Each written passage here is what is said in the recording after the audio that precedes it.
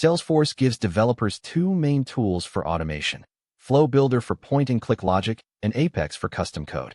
Most real-world orgs need both, but they don't naturally communicate. There's no obvious way to call your Apex code from inside of Flow. That's the problem Invocable Methods solve. By the end of this session, you'll know exactly how to write a method that Flow Builder can call, passing data in and getting results back out. This is one of the most practical tools in a Salesforce developer's toolkit. Flow Builder is powerful. You can create records, update fields, send emails, route approvals, and branch on conditions, all without code. But it has hard limits. You cannot make an HTTP callout from Flow. You cannot run complex loops or calculations the way Apex can. You cannot process data that requires real programmatic logic. When a flow hits those limits, developers reach for invocable methods. Think of it as giving Flow a phone. It can now call your Apex code whenever it needs help with something it can't do on its own. Let's start by writing the class. Open your Salesforce org, click the gear icon in the top right, and select Developer Console. In the Developer Console, go to File New Apex Class, and name it Account Upgrade Action. This is where you'll write the code. On screen, you can see the Developer Console open with the Account Upgrade Action class. Notice the File tab at the top. The class is saved when you hit Ctrl+S or CMD+S. Once it's saved in your org, Salesforce registers it and makes it available to Flow Builder. Look at lines 3 and 4 on screen. That's the annotation, at invocable method with two parameters in brackets. The label is set to Upgrade Account Tier. That's the display name admins will search for in Flow Builder. The description explains what the method does without requiring anyone to read the code. Line 5 shows the method signature, public static void upgrade account. Notice the input is list ID, not just ID. That list is the entire batch of records Flow is passing in. The annotation is the only thing separating a regular static method from one that Flow can call. With the class saved in your org, go to any Flow, or create a new record-triggered Flow on account. In the Flow Builder canvas, click the plus sign between any two elements to add a new step. Choose Action from the element picker. This opens the Search Actions panel on the right side of the screen. You can see it here with the categories listed: All Actions, Account, Batch Job, Case, and so on. This is where all callable actions in your org live. Your Apex method will appear here once you search for it by label. In the Search Actions panel, type Upgrade Account Tier, the label you gave your method. Watch what happens. Your method appears instantly in the results list, labeled Upgrade Account Tier, with the API name Apex Account Upgrade Action shown below it. That's the connection between your Apex code and the flow. Click the result to select it. Flow Builder then opens the configuration screen where you wire your flow variables to the method's input parameters. The label you write in your Apex code is exactly what admins search for here. Here's a rule you must follow. The input parameter must be a list, and the return type must also be a list, or void if you're not returning anything. This is not optional. The reason is bulkification. Flows can process hundreds of records at once. Salesforce batches those records and calls your method once, passing all of them in a single list. If you only handle one record at a time, you'll hit governor limits very quickly. Think of the list as your whole batch of work. You need to process every item in it in one call. Here's a simple invocable method in full. Look at the method signature: public static void send email, list ID, contact IDs. The input is a list of contact IDs. Inside, there's one SOQL query outside the loop. We collect all the IDs with where ID in, contact IDs, getting all records in one query. Then we loop through and process each contact. Return type is void, no output back to flow, just the action running.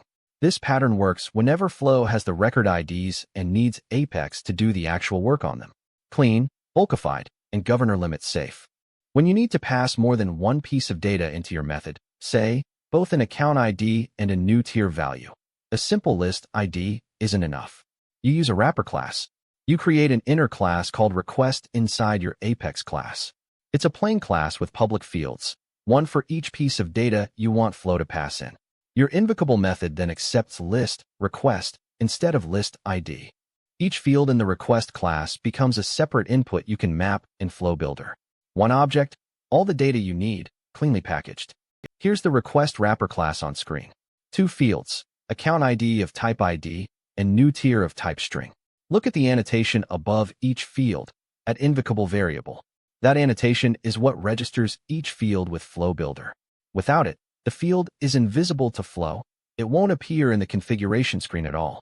The label parameter sets the display name admin C when mapping.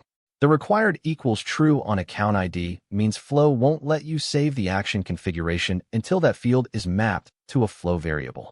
Think of each annotated field as a registered input slot. Now let's add output, returning a result back to Flow. On screen, you can see the result class. Two fields, success as a Boolean and message as a string, both annotated with that invocable variable. Below it, the method signature changes from returning void to returning list result. That change in return type is all it takes. Flow Builder now automatically exposes success and message as output variables, which subsequent elements in the flow can read and branch on. Create a result object for each request, populate its fields, add it to a results list, return the list. That's the complete output pattern. Before you code your fields, check the supported types. Primitives all work. String, integer, long, double, Boolean, date, datetime, and ID subject types work. You can pass an account or contact record directly. Collections of those work too, like list, string, or list ID. What doesn't work? Map types, generic objects, and non-subject classes. If you use an unsupported type, you'll get a compile error saying data type not supported for invocable variable. The safe rule, stick to primitives, ID, and objects, and you won't hit type restriction issues. Here's the complete account upgrade action class. This is production-ready code. Read through it with me. At the top, the request inner class with two invocable variable fields. Then the result inner class with success and message. Then the invocable method that takes list, request, and returns list, result. Inside, a for loop over the requests.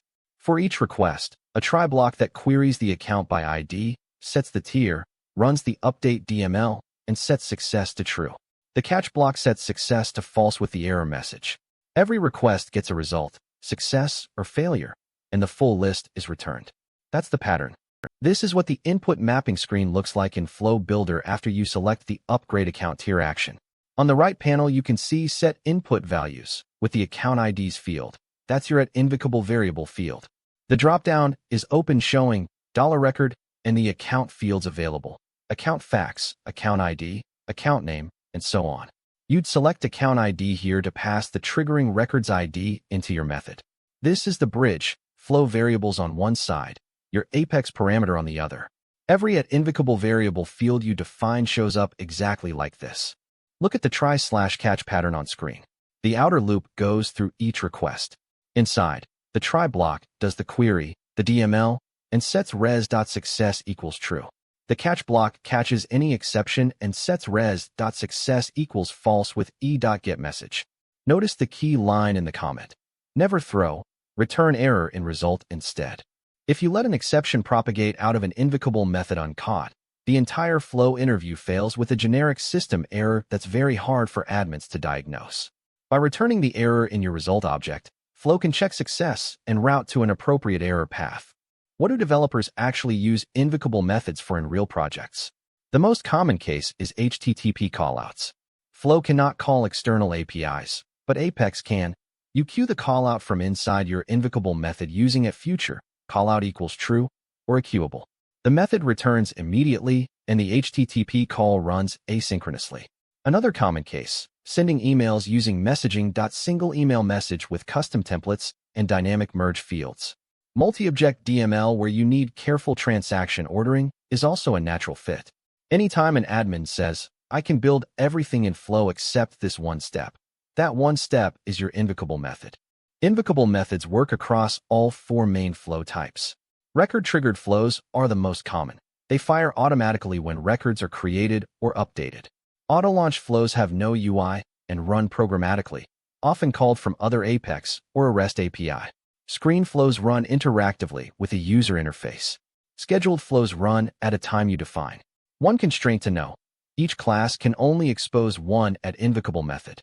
If you annotate two static methods in the same class, you'll get a compile error. Create a separate class for each distinct action.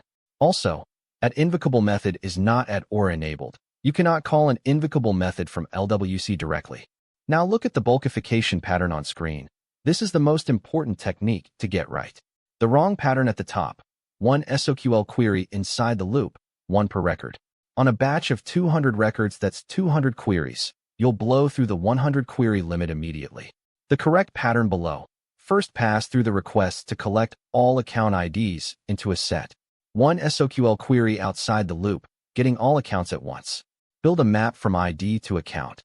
Second, pass through the requests using accmap.get req account ID, no SOQL. This is the same bulkification pattern you use in triggers. It applies everywhere in Apex, including Invocable Methods. Here's the test class for account upgrade action. We insert a test account with tier__c set to silver. Then we build a request object, set account ID to the account's ID, set new tier to gold.